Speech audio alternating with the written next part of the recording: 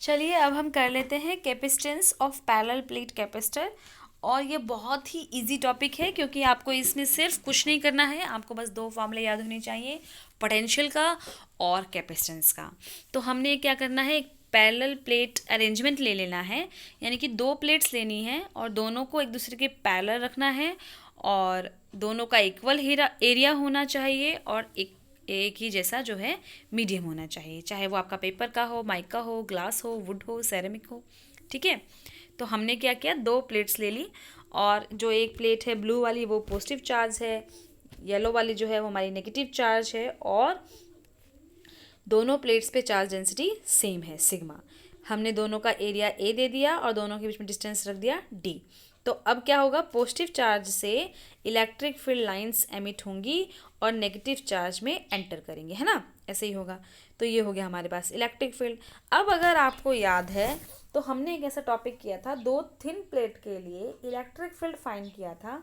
तो उसके दो प्लेट्स जो थी, यहाँ पर हमारा फर्स्ट रीजन था, यहाँ सेकंड रीजन था और यहाँ थर्ड रीजन था। थर्ड रीजन में ज़ीरो फील्ड आ गई थी और फर्स्ट रीजन में भी ज़ीरो आ गई थी जब दोनों प्लेट्स हमारी अपोजिट पोलैरिटी की थी।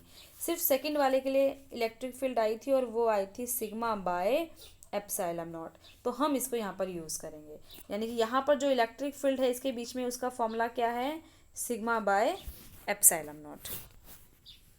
ठीक है, तो हमारे पास पोटेंशियल का फॉर्मूला। अब आपको एक और चीज़ मालूम है, E इज इक्वल टू होता है minus D V by D are.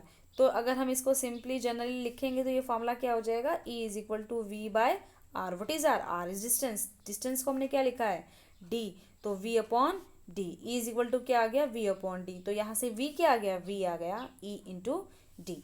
और electric field in the between the plates क्या था, सिग्मा बाय एप्सिलॉन नॉट।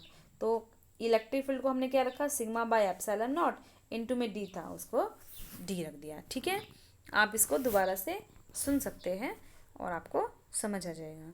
तो हमारे पास हमने वही चीज़ है, वी का फॉर्मूला रखा ई डी और ई की जगह रखा हमने सिग्मा बाय एप्सिलॉन नॉट और जो डी है वो डी यहाँ आर के लिए है। तो अगर आपका कुछ कन्फ्यूज़न हो तो आप देख लीजिएगा, बाकी हम कैपेसिटर में हमेशा डी ही लिखेंगे हमेशा।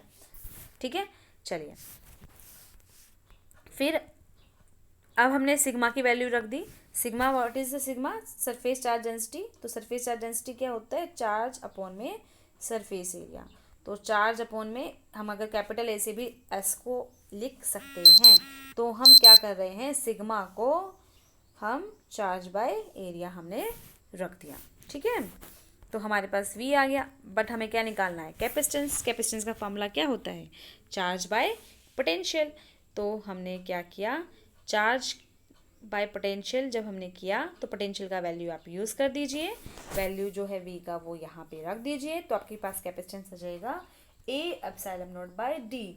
और आप ये फॉर्मूला अच्छे से याद कर लीजिए, very important formula. If the space between plate is filled with dielectric medium of relative permittivity ER, then C is equal to A epsilon not epsilon R by D। क्या है एक्चुअली, अगर ये तो वैक्यूम के लिए था, खाली space के लिए, अगर हमने इसकी बीच वाले स्पेस में कोई डाइलेक्ट्रिक मीडियम रख दिया तो हम जो है एप्सिलॉन नॉट की जगह क्या लिखेंगे, उसकी जगह लिखेंगे एप्सिलॉन M।